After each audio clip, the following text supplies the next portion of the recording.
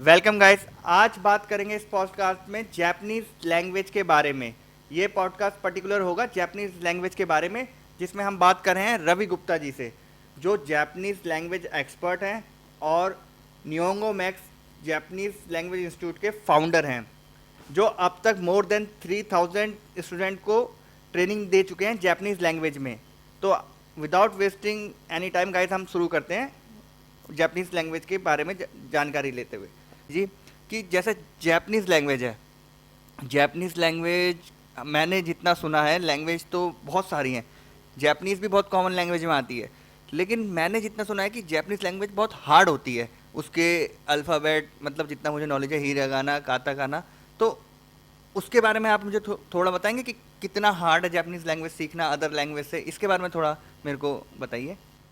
तो अमन, welcome to निहोंगो max. हमारा जो चैनल है वो निहोंगो मैक्स के नाम से भी है, और जो आपका चैनल है उस पर भी हम ये वीडियो शेयर करेंगे, ताकि सभी स्टूडेंट्स को, आपको भी, हम सबको ये चीज़ नॉलेज मिल पाए कि जापानीज़ लैंग्वेज, क्योंकि ये वीडियो सिर्फ जापानीज़ लैंग्वेज के ऊपर बेस्ड है, तो अभी हम सिर्फ जापानीज़ लैंग्वेज की बात करेंगे।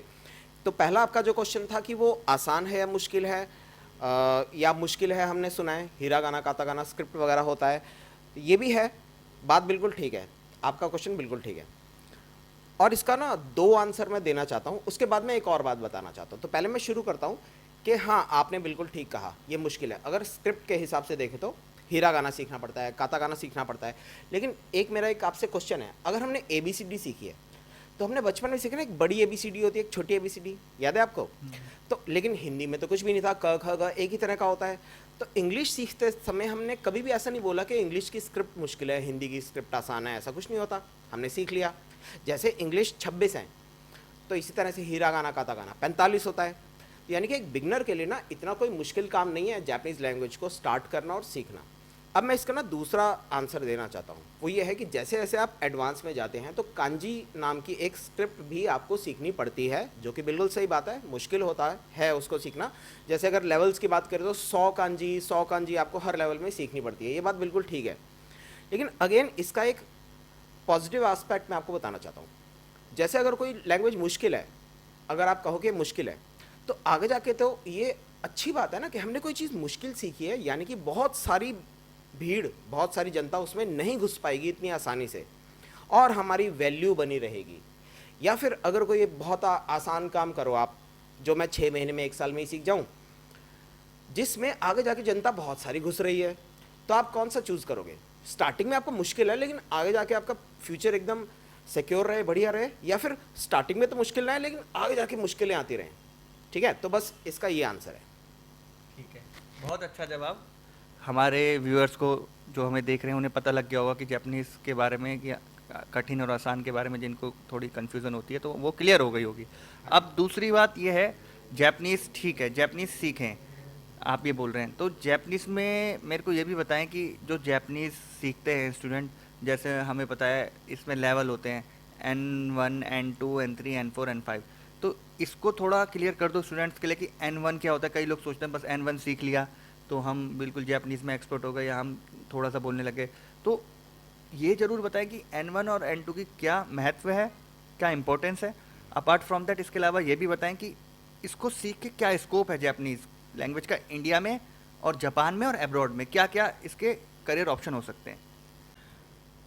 ठीक है अमन भाई, मैं आपको ना सीधे बहुत ही सिंपल वे में ये चीज़ समझाना चाहता हूँ कि अगर आप किसी चीज़ को शुरू करते हो तो आपको पूरा प्रोसेस पता होना चाहिए, और उससे हमें फ़ायदा क्या होगा। ये आपका बिल्कुल ठीक क्वेश्चन है। मैं भी आपसे, हमारे व्यूअर्स से भी यही बोलूँगा कि आप कोई भी चीज़ शुरू करें, सभी लैंग्वेजेस अच्छी हैं। अगर आप जापानीज़ सीखते हैं, पोर्चुगीज़ सीखते हैं, स्पेनिश सीखते हैं, जर्मन लैंग्वेज सीखते हैं, सभी लैंग्वेज बढ़िया हैं, लेकिन आपको क्या करना है और कितने टारगेट तक जाना है, कितने लेवल तक जाना है, मतलब आपके लैंग्वेज सीखने में वो स्कोप है भी या नहीं, हमारा टाइम तो नहीं वेस्ट हो जाएगा, ये सबसे पहले आपको पता होना चाहिए। और जो ये जो क्वेश्चन है, इनफैक्ट सबसे ज़्यादा पर्टिनेंट क्वेश्चन है, सबसे ज़्यादा इंपॉर्टेंट क्वेश्चन है, सबसे ज़्यादा रेलेवेंट क्वेश्चन है।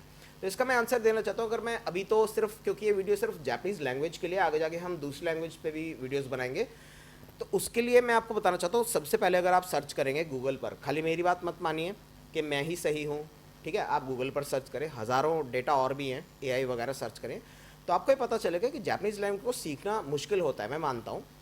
लेकिन इसमें जो स्कोप है वो और किसी लैंग्वेज में नहीं है आज की दुनिया में, स्पेशली इंडिया की अगर बात करें तो Delhi NCR, in fact Delhi NCR में भी जैसे गुड़गांव, नोएडा या साउथ इंडिया वगैरह की बात करें, चेन्नई, पुणे, बेंगलोर, मुंबई, यहाँ पर भी इतनी सारी जॉब्स हैं कि इनफैक्ट मैं खुद अपना सेंटर चलाता हूँ, जापानीज़ लैंग्वेज सेंटर।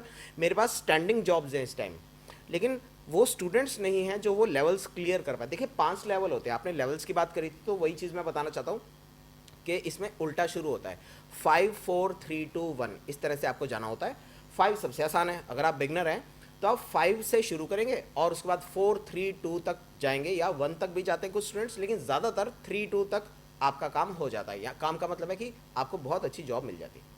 अभी मैं सैलरीज़ के बारे में भी बताऊंगा, सैलरी के पैकेजेस के बारे में भी बताऊंगा, जिससे आपको मैं चाहता हूं कि स्टूडेंट्स को मोटिवेशन मिले। खाली मेरी बात नहीं सुन के आप गूगल भी सर्च कर सकते हैं, सभी चीज़ को वेरीफाई कर सकते हैं। ऐसा कुछ नहीं है कि आपको ये बात मान के अपना भाई हम ही बोल रहे हैं तो हम ही सही हैं, ऐसा कुछ नहीं है, ठीक है। तो चलिए स्टार्ट करते हैं। सबसे पहले N5 पे कोई जॉब नहीं है, ठीक है, सीधी सीधी बात। N4 पे भी ऑलमोस्ट कोई जॉब नहीं है, सीधी बात, ठीक है। N3 और N2 की हज़ारों जॉब्स हैं, बस ये याद रखिए, ठीक है। हज़ारों से क्या मतलब है, पैकेज पर भी निर्भर करता है। देखिए N3 का है और दूसरी बात स्टार्टिंग पैकेज है, तो ज़्यादा से ज़्यादा आपको 6 लाख या 7 लाख रुपए मिल जाएंगे एक साल के, ज़्यादा से ज़्यादा, इससे नहीं मिल पाएगा ज़्यादा, आई एम श्योर, ठीक है, क्योंकि हम खुद अपने स्टूडेंट्स का प्लेसमेंट कराते हैं, उनको ज़्यादा से ज़्यादा 6 लाख 7 लाख मिल पाते हैं एक साल के, वो ज़्यादा कुछ नहीं कमा पाते। लेकिन अगर आप एक साल काम कर ले, मान लीजिए आपने ना पैरेलली पढ़ाई भी करी, मेहनत भी करी, लेकिन N2 क्लियर नहीं हो पाया, या आपके पास 1 साल 2 साल का तो एक्सपीरियंस है लेकिन N2 क्लियर नहीं हो पाया, तो 2 साल के बाद आपका वो जो पैकेज है वो 10 लाख या 11 लाख तक ही जा पाएगा। लेकिन मेरी बात को बहुत ध्यान से सुनिएगा कि अगर आपने 2 साल तो जॉब करी है और 2 साल में पूरी मेहनत करके N2 भी किसी तरह से क्लियर कर लिया है, तो आई एम डेफिनेटली श्योर कि आपको 15 लाख का या 16 लाख का, हमारे पास खुद इस टाइम रिक्वायरमेंट है कि अगर उनको 3 साल का एक्सपीरियंस है और उनका N2 क्लियर है, N2 से समझ आ रहा है आपको, मतलब N5, N4, N3, N2, N1 JLPT के लेवल्स होते हैं। ये जापानीज लैंग्वेज प्रोफिशिएंसी टेस्ट इसको बोलते हैं, यानी कि जापानीज लैंग्वेज की आपको कितनी प्रोफिशिएंसी है उसके हिसाब से लेवल्स होते हैं। तो 15-16 लाख का पैकेज बहुत सारे स्टूडेंट्स हैं जो ऑलरेडी ले रहे हैं। मेरे 2 साल पहले का एक्सपीरियंस है, कोविड ओवर ही हुआ था और उसके बाद मैंने फिर से N2 N1 पढ़ाना शुरू करा, तो कुछ स्टूडेंट्स थे जो N2 में फेल हो गए थे, लेकिन 2 स्टूडेंट्स पास हो गए हैं। आज वो विप्रो में काम करते हैं, उनका 18 लाख का पैकेज है, ठीक है। 2 साल का एक्सपीरियंस के बाद आपको बहुत अच्छा पैकेज मिल जाता है। और देखिए अगर आप इसको सोचते कह रहे यार 2 साल कौन काम करेगा, इतने लेवल कौन करेगा, तो फिर तो देखिए कोई भी कुछ अपने लाइफ में कर नहीं सकता, ठीक है। इतना तो आपको मेहनत करनी पड़ेगी, इतना तो आपको टाइम लगाना पड़ेगा। बहुत अच्छा जवाब, हमारे व्यूअर्स को समझ आ गया होगा कि लेवल्स क्या होते हैं जापानीज़ में और पैकेज कितना जाता है और कहाँ तक आपको जापानीज़ लैंग्वेज सीखनी चाहिए। अब हमारा जो आखिरी सवाल है, हम इस पॉडकास्ट को ज़्यादा बड़ा नहीं करेंगे, हम एक आखिरी सवाल और पूछेंगे। अगर जो भी स्टूडेंट निहोंगो मैक्स में आते हैं तो आप उनको किसी को सीखना है N2 लेवल से, किसी को सीखना है N5 से, तो आपके पास सारे लेवल सिखाने के लिए टीचर, पर्याप्त टीचर और सब कुछ अवेलेबल है कि किसी भी लेवल से कोई ले सकता है एडमिशन डायरेक्ट? ऐसा उसके लिए आपके कोई क्राइटेरिया है डायरेक्ट एडमिशन लेने के लिए कि कोई बोले कि मेरे को डायरेक्ट N3 करना है, तो आपके पास कोई जवाब है कि सवाल है कि N3 में कैसे देने हैं आपको जब आप N5 कहाँ से किया है? तो ऐसा कोई करने आता है डायरेक्ट एडमिशन के लिए, तो आप क्या करते हैं उसके साथ? एग्जैक्टली आपका ये सवाल भी ना बहुत अच्छा है और काफ़ी क्लैरिटी मिलेगी जो मैं आंसर देने की कोशिश करूँगा। मैं उम्मीद करता हूँ कि काफ़ी क्लैरिटी मिलेगी जब स्टूडेंट्स इसको समझेंगे कि हमें एडमिशन लेने पर या एडमिशन से पहले कुछ पढ़ना है या नहीं पढ़ना है, या फिर हमें कैसे एडमिशन मिल सकता है। और एडमिशन की भी प्रॉब्लम नहीं है, प्रॉब्लम है कि हम उसको पास भी कर सकते हैं नहीं कर सकते, या निहोंगो मैक्स अच्छा इंस्टीट्यूट है भी या नहीं। तो देखिए मैं ना शुरू से शुरू करता हूँ। सबसे पहली बात कि मैं आपको अपना एक्सपीरियंस बताता हूँ कि हमारे पास एडवांस लेवल की अगर बात करें, जैसे N1, N2, N3 लेवल की बात करें, तो ज़्यादातर बाहर के इंस्टीट्यूट से स्टूडेंट आते हैं ये बोल के कि मैं तो 2 बार फेल हो चुका हूँ, जिन्होंने मुझे बोला था उन्होंने कुछ भी ऐसा पढ़ाया ही नहीं। क्योंकि कॉम्प्रिहेंशन पैसेज होता है, अनसीन पैसेज होता है, लिसनिंग के क्वेश्चंस होते हैं, ग्रामर के क्वेश्चंस होते हैं, वोकेबलरी के क्वेश्चंस होते हैं, सेंटेंस एग्जांपल्स के क्वेश्चंस होते हैं। तो क्वेश्चंस की ट्रेनिंग उन्होंने करवाई नहीं। लेकिन अगर चलो कोई बात नहीं, उन्होंने कराई भी तो भी मैं पास नहीं हो पाया क्योंकि वो मटेरियल ही पर्याप्त नहीं था, मटेरियल ही पूरा ही नहीं था। तो ये दोनों प्रॉब्लम्स को कैटर करने के लिए मतलब इनफैक्ट इन दोनों चीज़ों में ना मैं कहूँगा कि निहोंगो मैक्स की आप वेबसाइट भी सर्च कर सकते हैं, यूट्यूब चैनल हमारे पिछले वीडियोस भी देख सकते हैं, उसमें मैंने खुद क्लास के डेमोन्स्ट्रेशंस दिखाए हैं कि इन चीज़ों को ही कैटर करने के लिए, इन चीज़ों को ही सॉल्व करने के लिए बच्चों की सबसे इंपॉर्टेंट प्रॉब्लम यही होती है, इन्हीं को ही सॉल्व करने के लिए हमारा इंस्टीट्यूट जो है वो फेमस है।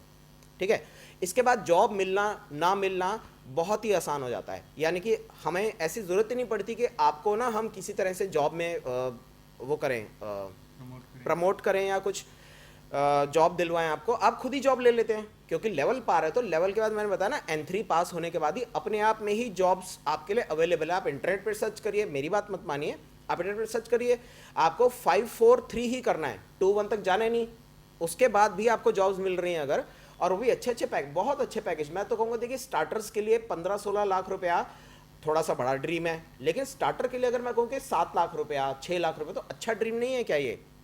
ठीक है, और 2 साल के बाद अगर वो 10 लाख 12 लाख पर पहुंच जाता है पैकेज, तो क्या ये अच्छी बात नहीं है?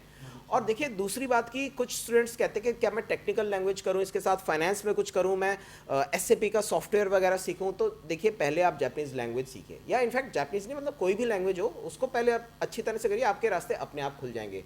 आपको एक बार अगर आपने जॉब ज्वाइन करी तो आपके कॉन्टैक्ट्स बढ़ जाएंगे, एक्सपीरियंस बढ़ जाएगा, लैंग्वेज और अच्छी हो जाएगी, आपके पास फाइनेंसेस भी आ जाएंगे क्योंकि सैलरी मिल रही है।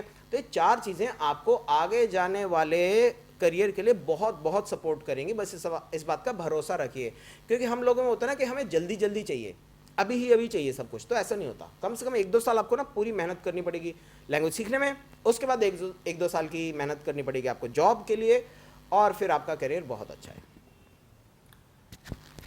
ठीक है, जापानीज़ लैंग्वेज के बारे में जितना अभी हमने बात करा तो हमें यही पता लगा कि लैंग्वेज बहुत अच्छी है।